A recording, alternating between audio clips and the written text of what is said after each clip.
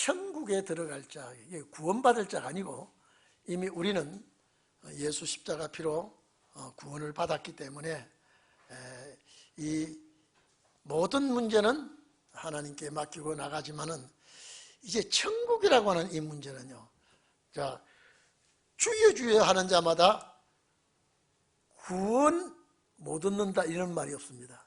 주여 주여 하는 자마다 천국에 못 간다 이 말이 있거든요. 천국은 죽어서 가는 나라가 아니고 살아서 들어가는 나라이기 때문에 우리가 영적인 문제도 중요하지만은 육적인 문제도 하나님 앞에 어렵다라고는 그런 칭의를 얻어야 됩니다. 항상 예수님이 이 땅에 오셔서요, 제일 충돌을 많이 한 자들이 누구냐면 자기 동족입니다. 유대인이에요. 하나님의 백성이라고 하는 그 사람들과 공생의 기간 동안에 충돌 안 한 날이 없습니다. 거의 충돌하고 그들의 시시비비에 대해서 다 변론을 하고 그들에 대해서 잘못된 걸 지적해주고, 심지어 이 독사 자식들이라고 했습니다. 이 독사 자식들이라고. 이 독사는요, 이 자기 자식 새끼도 물어 죽이는 것이 독사입니다.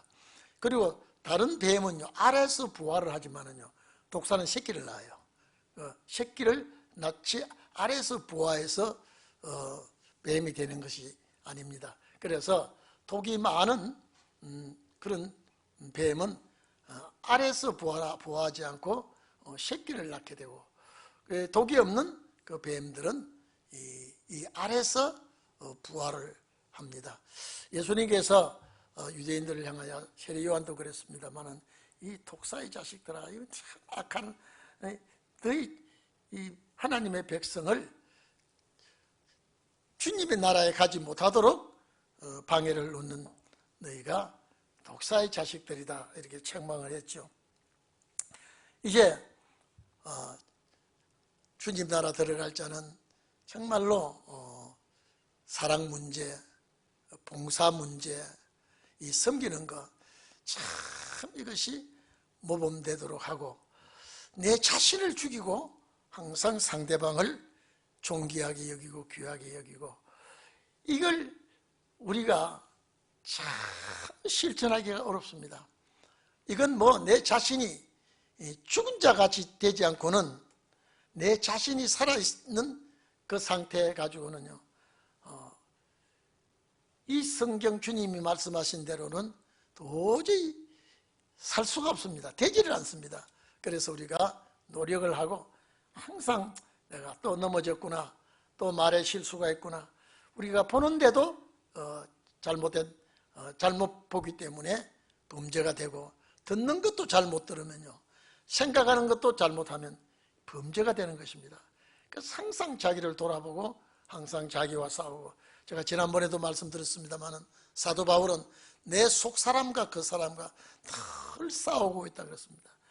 그 사람은 육에 관한 문제로 나가려고 그러고, 속사람은 하나님 편 영적인 문제로 나가려 하니까, 나는 참 내 자신과 그 사람과 속사람을 서로 화합되지 못하고 충돌되는 때가 많다. 그게 우리도 그렇습니다. 우리도 그 사람과 속사람이 다를 때가 많이 있고요, 서로 충돌할 때가 많이 있습니다. 그래서 사도 바울이 그랬죠. 오호라 나는 공고한 사람이라. 누가 이 죄악에서 나를 끌어내겠느냐. 이 사도 바울이 자기 자신을 앞에 놓고 탄식을 한 그런 구절이 있습니다. 오늘 여기 본문 지난번에 내용과 똑같이 이제 모든 말씀을 다 하시면서 사랑 문제, 봉사 문제, 또 여러 가지 섬기는 신앙생활하는 문제, 이 문제를 쭉 말씀을 다 해주고 이제는 비유를 말합니다. 오늘 여기 여러분 비유라고 하는 장은 사복음서 외에 별로 없습니다. 주님이 제일 비유의 말씀을 헤아렸는데, 그래서 지금까지 이 말씀을 하신 것 중에 이제는 비유의 말씀을 여기에 하기 시작하죠. 이 비유는 이제 뭐냐, 비판에 대해서 내가 이렇게 하고 이렇게 하고 이렇게 하라고 늘 말씀해 줬는데, 이제는 39절에서 42절까지는 비판에 대한 비유입니다. 그래서 여기에 첫 비유의 말씀을 할 때에 소경을 인도할 수 있느냐, 지난번에 제가 약간 언급을 하다가 말았습니다마는, 이 이스라엘 나라 땅엔 길이 아주 요사이 같이 아스팔트 길 좋은, 지금은 뭐 그렇겠습니다만은요, 이스라엘 땅은 옛날 주님 당시에 길이 고르지 못합니다. 그리고 이 구덩이가 파인 길이 많이 있습니다. 독자갈밭이 많이 있고요, 바위 길이 가로막는 바위가 있고, 이래서 이 바위 언덕, 자갈밭, 깊은 웅덩이, 구덩이, 자, 지형적으로 너무 좋지 않은 이 지형이 4대 육신 멀쩡하고 잘 볼 수 있는 사람도 조심하지 않으면 넘어지는데, 앞을 보지 못하는 이 소경이, 자기도 바로 갈 수 없는 사람이 어떻게 인도할 수 있느냐, 소경이 소경을 인도할 수 있느냐.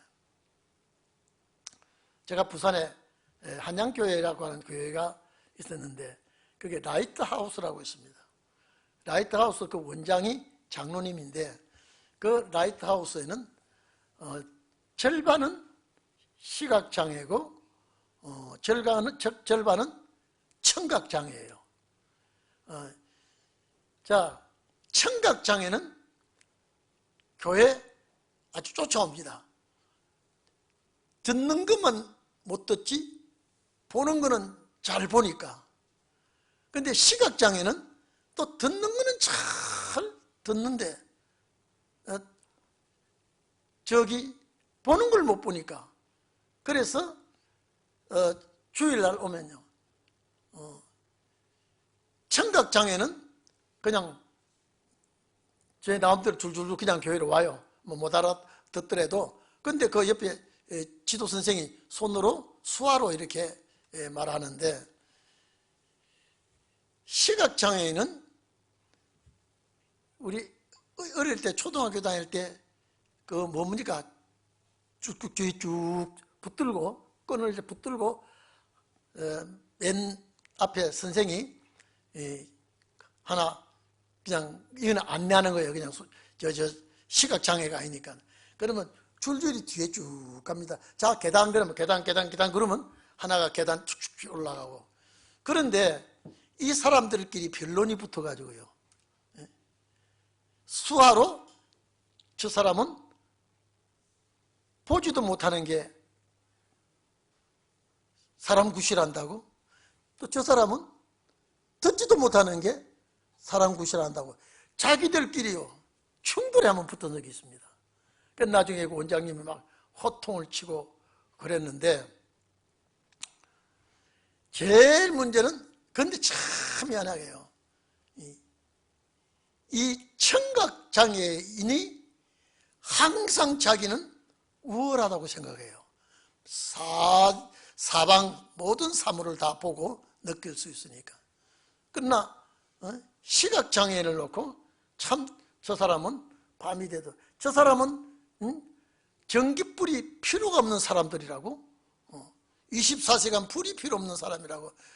이제 그러면 이쪽은 이쪽대로 공격하고 저쪽은 저쪽대로 공격했는데, 우리가 볼 때는요, 여기도 이렇게 보니까 참 공격할 이유도 아무도 없는데 공격하고, 이쪽 편에서 보니까 여기도 공격할 이유가 없는데 공격하고, 양편 다 우리가 볼 때는 다 부족하거든요. 자, 청각도 부족하고 시각도 부족하고. 오늘 여기 예수님께, 그런데요, 반드시 청각이 고장나면 벙어리가 됩니다. 거의 다요, 귀가 고장난 사람은 말을 못하니까 또 못 알아들으니까 말을 언어가 소화가 안 돼요. 그러면 벙어리가 돼요. 참 그 희한하더라고요. 듣는 것이 말하게 되더라고요. 듣고 통화를 하고. 근데 듣지 못하면요, 그러면 말을 못하게 되더라고요. 근데 오늘 여기 예수님 당시에 소경이 어떻게 소경을 인도할 수 있겠느냐. 성도들이 소경이면 지도자는 소경이 아니라 돼요. 그래야 끌고 가거든요. 바로 볼 수 있는 사람이, 이게 돌 계단이 있으면 계단이 있다, 언덕이 있으면 언덕이 있다, 이거는 커브가 있다, 이러면서 이제 시각장애인을 같이 이렇게 쭉 가는데,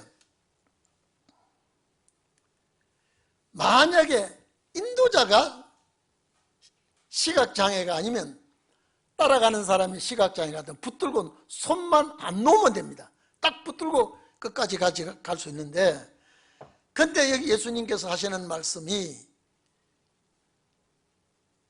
인도자가 시각장애래요. 따라가는 자도 시각장애래요. 그러면 인도자가 시각장애가 있기 때문에 길을 바로 인도 못해요. 그러면 둘 다 구렁텅이에 빠진다거나 함정에 떨어져 죽는다 소리예요. 살 수가 없다 소리예요. 자, 이걸 지금 예수님은 율법교회 지도자들을 놓고 지금 말하고 있는 것입니다. 바리새교인과 서기관들을 놓고 이렇게 말하고 있습니다. 요한복음 3장 19절에 보면 예수님 당신이 빛이 세상에 왔을 때 사람들이 행위가 악함으로 빛보다 어둠을 더 사랑한다 그랬습니다. 내가 세상에 온 것은, 요한복음 9장 40절 41절에 보면 우리도 소경이냐? 예수께서 그들에게 너희가 차라리 소경되었더라면 죄가 없으려니와, 이 말은 판단죄는 안 짓는다. 차라리 보지 못했다면요. 본다고 하니까 너희가 죄가 더 있다. 요한복음 9장 39절에 보면은 내가 세상을 심판하러 왔느니 보지 못하는 자들에게는 보게 하고 보는 자들은 소경이 되게 하겠다. 예수님 당시에 율법교회 지도자들이 시대를 보지 못하고 메시아가 왔는데도 메시아를 알지 못하고 너희가 소경이 아니냐 이 말이에요. 때가 어디까지 왔는데 지금 율법시대 마감을 하고 있는데, 이 마감하는 율법시대를 너희가 느끼지 못하고 내가 어두운 세상을 밝히러 왔는데 너희가 빛을 보고도 빛으로 알지 못하고, 그러니까 이 바리새교인들 가만히 들으니까 저 예수님, 그 예수라는 저 작자가 하는 소리가 우리를 놓고 공격한다 이 말이에요. 우리를 놓고. 그래서 그러면 우리가 소경이란 말이냐라고 반문을 하죠. 시대를 볼 줄 모르면 소경입니다. 지금도 마찬가지입니다. 지금요, 은혜 시대가 지금, 은혜 시대 역사로는 이제는요 부흥이 안 됩니다. 그리고 성도들이요 많이 들었기 때문에 예수 믿고 구원받는 거는 지금 다 들었습니다. 지금 다 들었습니다. 지금. 이제 식상해져 가지고 있습니다.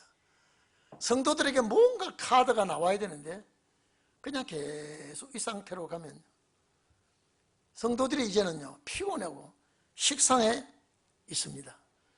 그래서 이제 시대가 바뀌게 되고요, 새로운 전환점이 오고 이제 말씀의 역사가 일어나기 시작하면요 아주 새 맛이 나게 되어 있습니다. 이제 말씀을 먹을 수 있도록 역사가 일어나고 말씀의 맛을 보게 되면 아, 이거구나.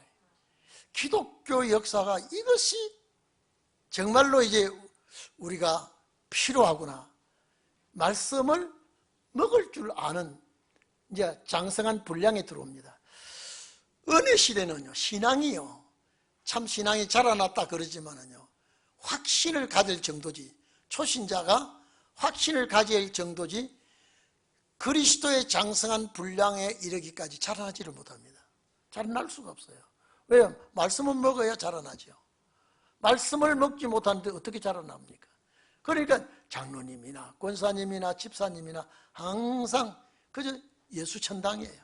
예수 믿고 구원받은 거, 얘는 천당 간다는 그것밖에 없습니다. 자초지종에 대해서 시대가 어떻고 그 시대의 말씀이 어떻고 내 영혼의 양식이 어떻고 이건 전혀 모르고 있습니다. 그래서 시대의 인도자는 민감해야 됩니다. 내다볼 줄 알아야 돼요. 분별할 줄 알아야 됩니다.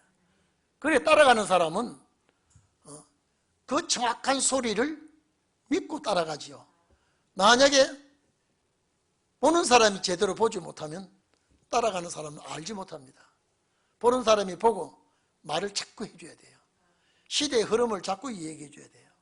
세상에 이렇게 변해가는 것도 말씀으로 비교해서 가르쳐 줘야 돼요. 그래서 제가 늘 말씀했죠. 시대의 지도자는 말하는 전문가고 보는 전문가입니다. 그게 지도자예요. 그리고 성도는요, 듣는 데 전문가입니다. 잘 들었는데 말하려고 해보십시오. 잘 안 됩니다. 왜? 전문가가 아니기 때문에. 그러나 듣는 전문가가 되어 있기 때문에요, 내가 말은 못해도 아주 똑소리나게 분별을 합니다. 여러분, 아기가 말을 못해도요, 엄마의 소리를 압니다. 말을 지가 못해요. 아기가 울다가도 엄마 발걸음 소리를 들으면 아, 엄마 오는 줄 아기가 알아요. 자기가 말을 못해요. 오늘 우리 성도들이요, 말은 잘 조리 있게 잘 못해도 이 말씀이 옳다, 그르다, 아니다, 맞다, 이거는 분별하게 됩니다. 이제 배우고 나면요, 말씀을 배워도 그렇게 됩니다. 그래서 앞으로 이제 학자의 혀를 여러분이 주께로부터 받으면 이제 다 하나같이 말하는 전문가가 될 줄로 믿습니다. 왜? 말씀을 주는 것은 먹이는 겁니다. 공급하는 거예요. 그래서 자라난다. 그래서 에베소 4장입니까? 믿는 것과 아는 것. 믿는 것은 십자가에, 아는 것을 말씀이에요. 둘이 결합이 되고 하나가 되어 그리스도의 장성한 분량까지 이르게 된다. 어느 시대는 그게 없거든요. 10년 믿으나 20년 믿으나 죽을 때까지요, 그냥 그거예요. 그냥. 그러나 신호는 뭐냐? 말씀을 먹고 자라야 돼. 이제 그렇기 때문에 분별도 할 줄 알고 이것이 어떻게 이루어지는 것까지 다 알게 되는 것입니다. 그래서 예수님께서 그 시대의 지도자를 비유로 소경이라 이 말이에요.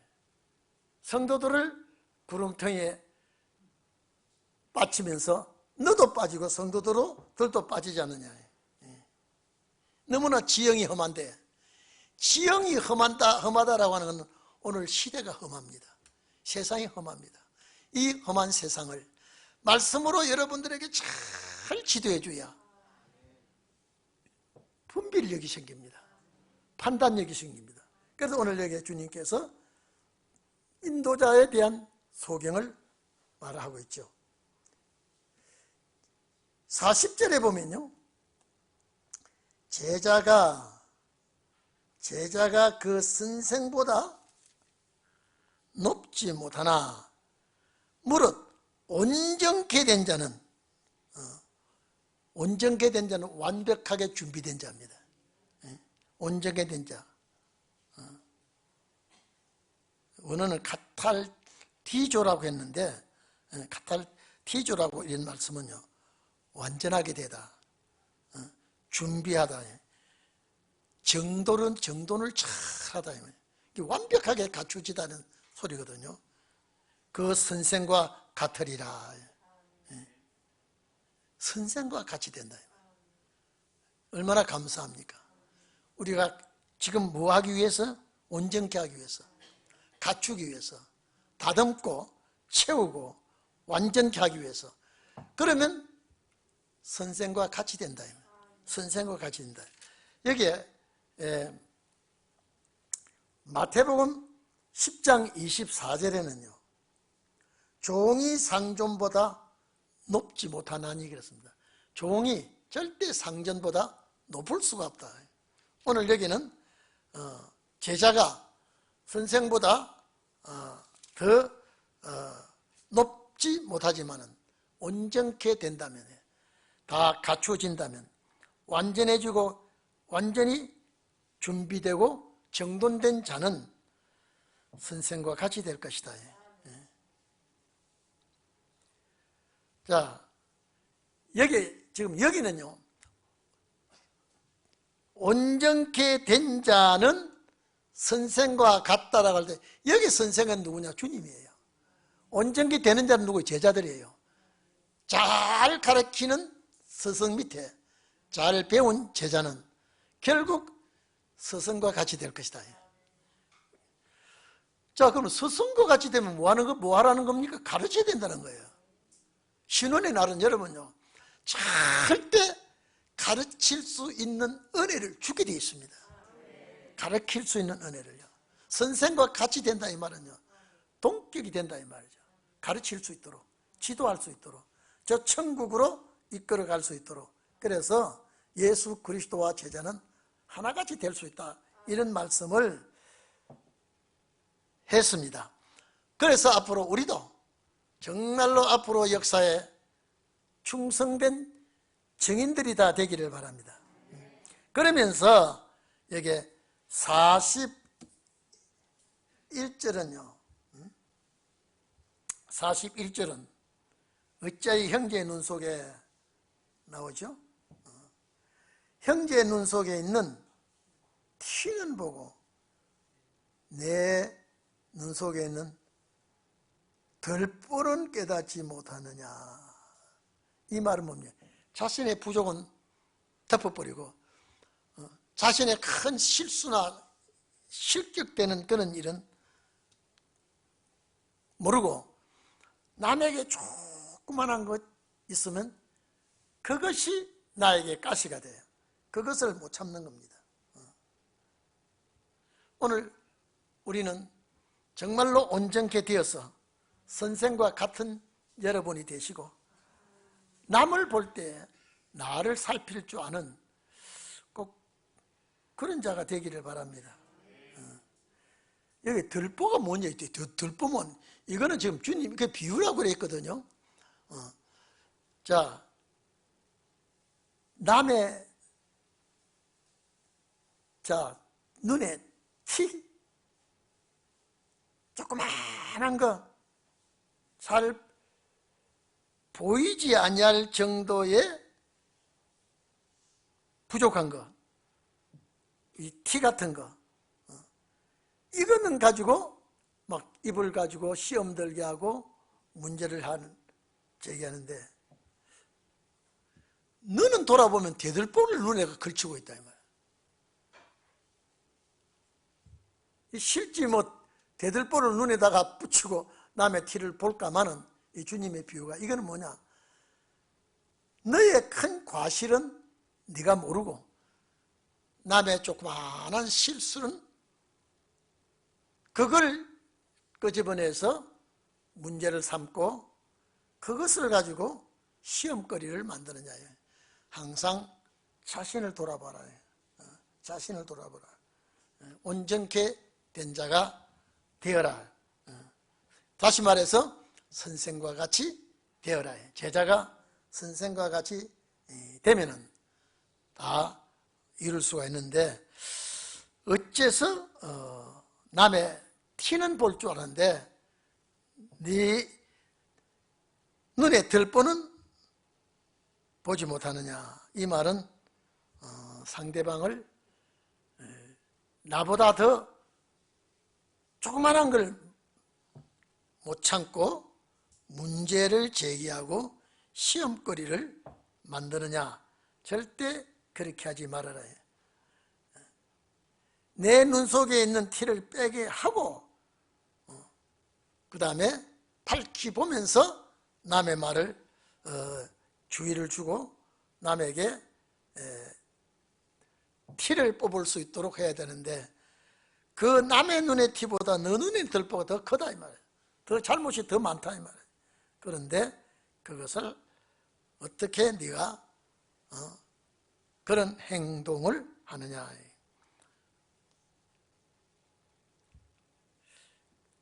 그러면서 또 이건 비유입니다.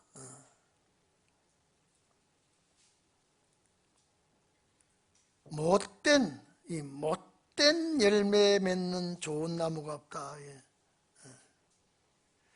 이 못된 열매 맺는 좋은 나무, 다시 말해서 가시나무가 가시 열매를 맺고 포도나무가 무화과나무를 열매를 맺는데 가시나무가 어떻게 좋은 열매를 맺을 수 있느냐.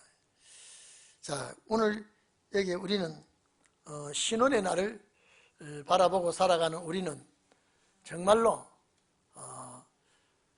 주님 나라 갈 수 있는 인격체로 다듬어지기를 바랍니다. 자신의 실족과 잘못은 모르고 남의 것만, 남의 조그만한 실수와 부족을 문제시하면은 안 된다.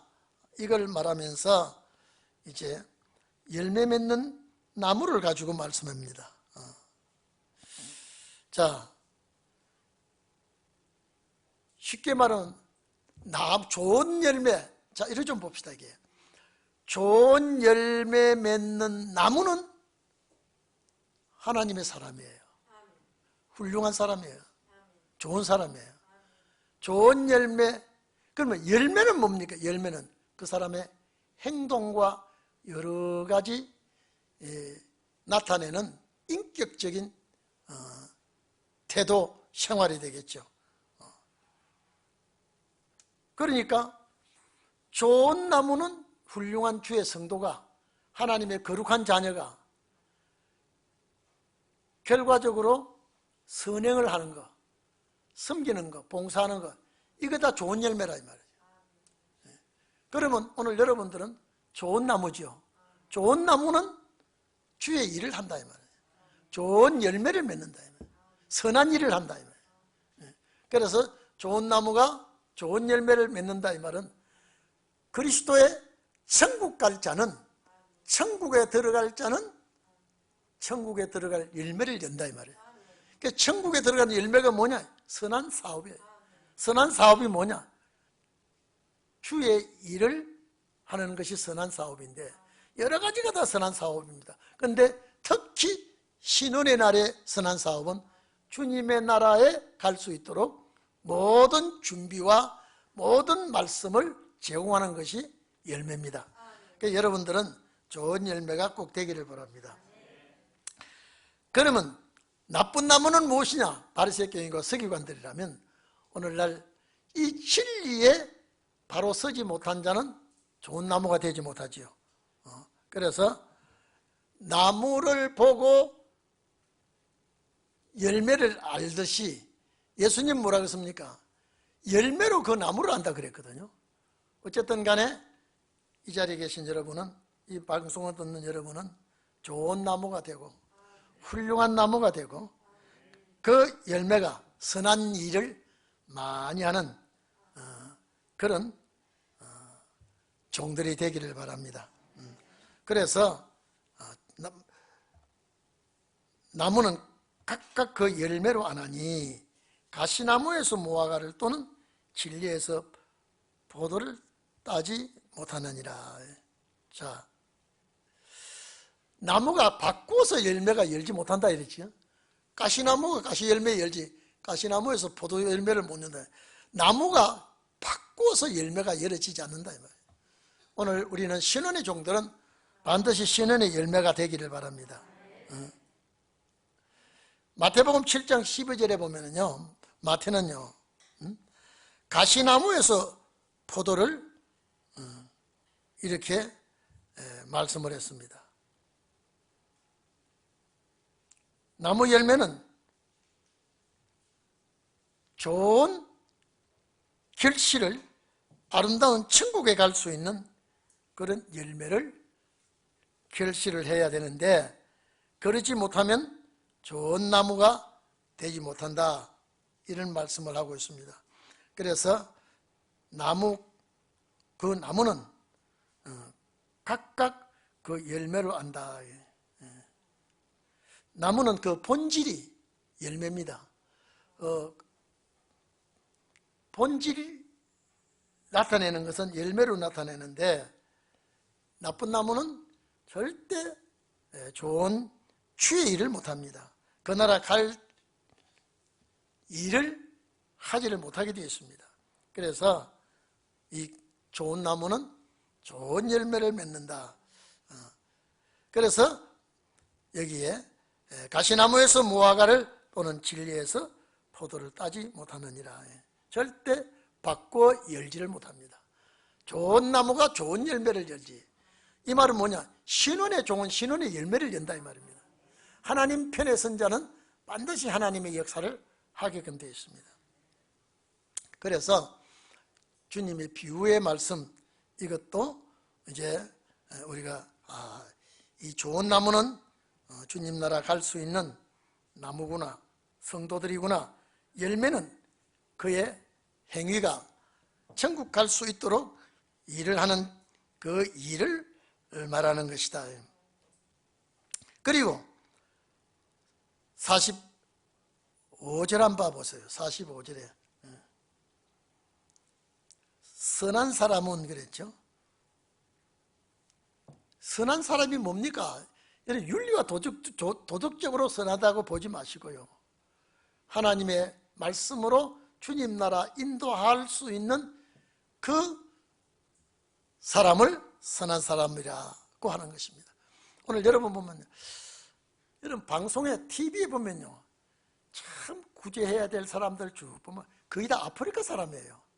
아주 시커먼 애들 놔놓고 여기 뭐 도와주는데, 다른 지역에는 그런 아프리카만큼 큰 빈곤국이 없는 것 같아요. 근데 보면 거기에 뭐 한 달에 10,000원을 도와주면 그게 애들 몇 사람을 살릴 수 있다, 방송 많이 나오잖아요. 그런 일을 하는 것이 세상적으로는 선한 일입니다. 여기 우리 아는 사람 만나가지고 그 방송 보니, 아니 아프리카는 감당도 못하도록 애를 낳아놓고 자꾸 우리나라 보고 도와달라고, 우리나라한테 손을 너무 많이 벌리는 저런 나라들이 왜 애기를 낳아놓고 손은 우리나라에서 벌리나. 아이고 참, 감당을 못하면서 애기는 짜다라 낳아놓고, 그러면서 보태주기는 줘야지, 그 소리 제가 들어보고 그게 참 선한 일로 생각하거든요. 선한 일요. 세상적으로는 선한 일 맞아요. 돕는 것이, 가난한 자를 돕고 없는 자를 위해서 희생하는 것 선한 일인데, 여기 선한 것은요, 반드시 주님 나라 갈 수 있도록 이끌어가는 것이 제일 선한 겁니다.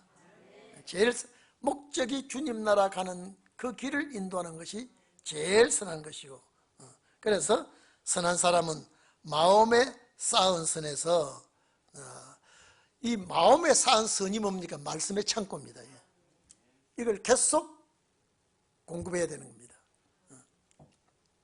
그래서 선한 사람은 세상적인 선한 것을 우리가 선한 사람이라고 하지만은, 주님께서 오늘 여기 말씀은 좋은 나무가 선한 사람이라면, 그 선한 것 자체가 주의 일이거든요.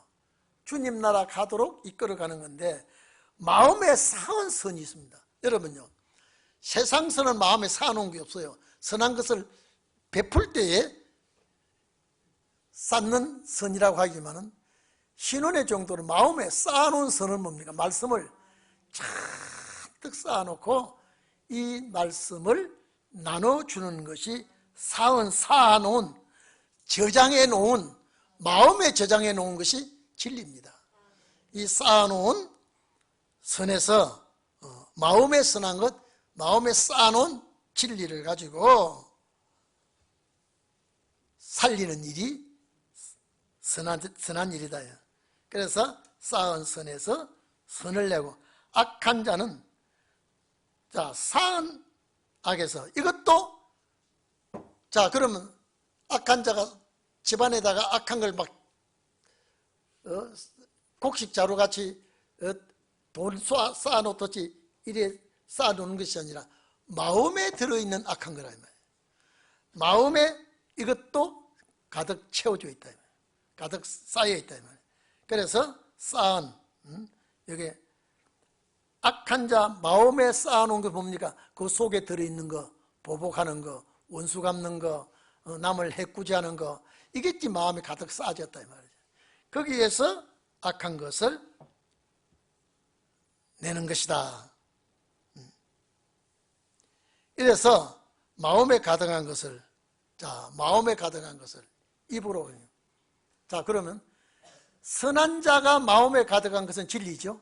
말씀을 냅니다. 자꾸.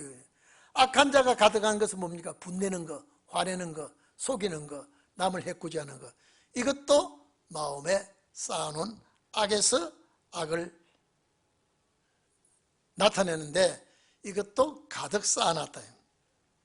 악을 가득 쌓아놓고 입술로 선을 나타내는 입술이 있고, 입술로 악을 나타내는 입술이 있고, 선을 나타내는 입술은 하나님 나라를 갈 수 있도록 진리를 말하는 입술이고, 하나는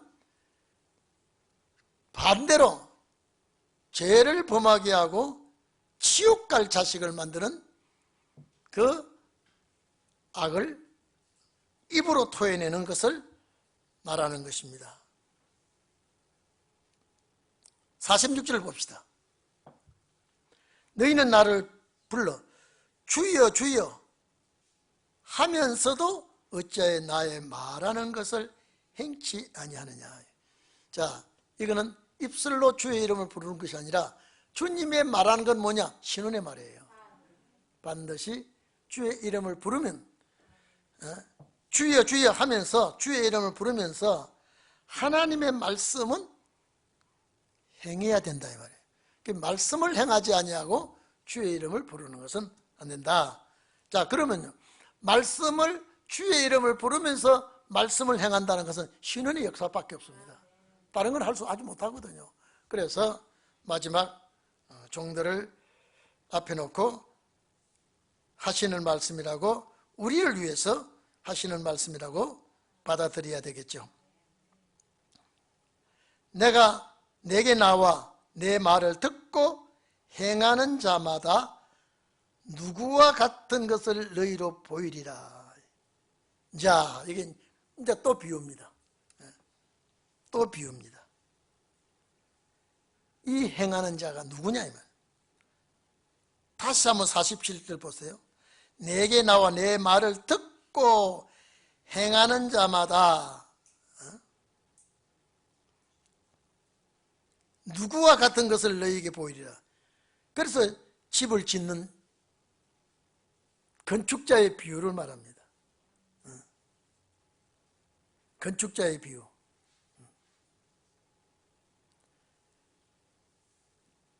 이 말씀이 마태복음도 있죠. 마태복음도 있습니다. 마태복음 7장 23절입니까? 4절입니까? 집을 짓되 깊이 파고 추초를 반석 위에 놓은 사람과 같으니, 자, 그 다음에 큰 물이 나서, 이건 홍수입니다. 자, 창수가 그 집에 부딪히되, 이거는 심판을 상징하는 겁니다. 자, 그 집은 뭡니까? 주의 종들입니다. 주님 나라 갈 수 있는 자입니다. 자, 잘 지은 연고로 건축을 잘했다 이 말이죠.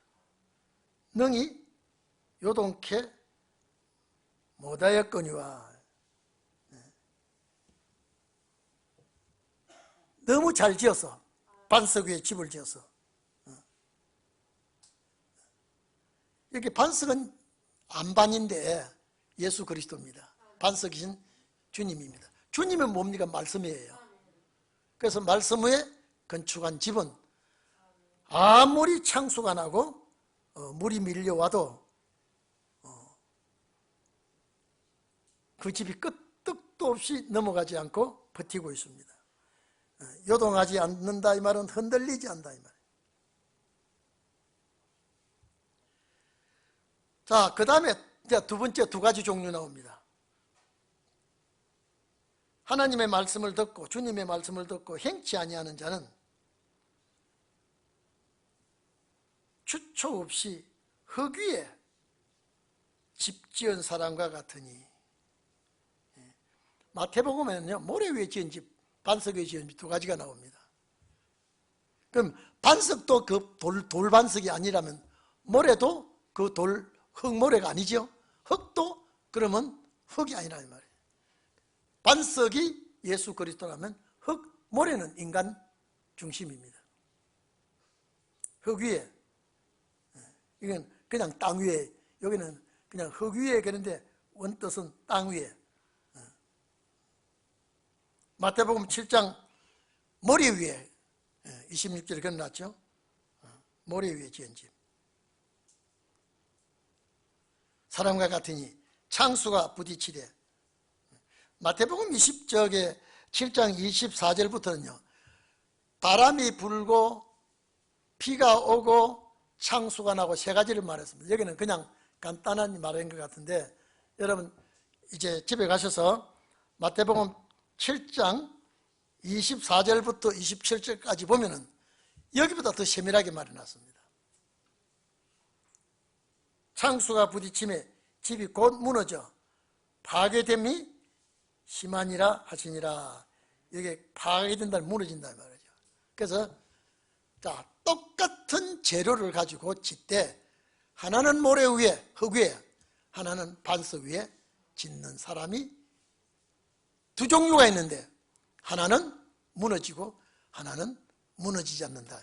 무너지지 않는 자는 말씀 위에 집을 지은 자요, 무너지는 자는 인간 중심에서 집을 지은 자다. 이렇게 됩니다. 그러면 반석 위에 짓는 역사가 뭐냐? 신혼의 역사가 일어나야 반석 위에 집을 짓게 되죠. 그래서 은혜 시대는 말씀 중심을 하지 못하기 때문에 반석 위에는 말씀이거든요. 반석은 예수 그리스도고, 예수 그리스도는 곧 말씀이니까 말씀 위에 집을 지어야 마지막 환난을 이기고 무너지지 않는다라고 하는 것을 우리에게 말씀해 주었습니다. 여러분들은 이제 이 비유가, 자, 들보를 빼는 그 들보 가진 자, 그 다음에 또 악을 행하는 자, 좋은 열매 맺는 자와 나쁜 열매 맺는 자. 그러면 좋은 열매 맺는 나무는 반석 위에 집을 짓는 사람이고, 나쁜 열매 맺는 자는 모래 위에, 흙 위에 집을 지은 사람이다. 두 종류로 또 나눠버리죠. 그러니까 주님은 항상 두 종류로 나눕니다. 그러면 모래 위에 지은 집이나 반석 위에 지은 집이나 흙 위에 지은 집이 나왔지만은 둘 다 기독교인이에요. 하나는 이방인이고 하나는 기독교인이 아니라 둘 다 기독교인이에요. 안 믿는 사람은 집도 못 짓습니다. 말씀의 집도 못 짓습니다.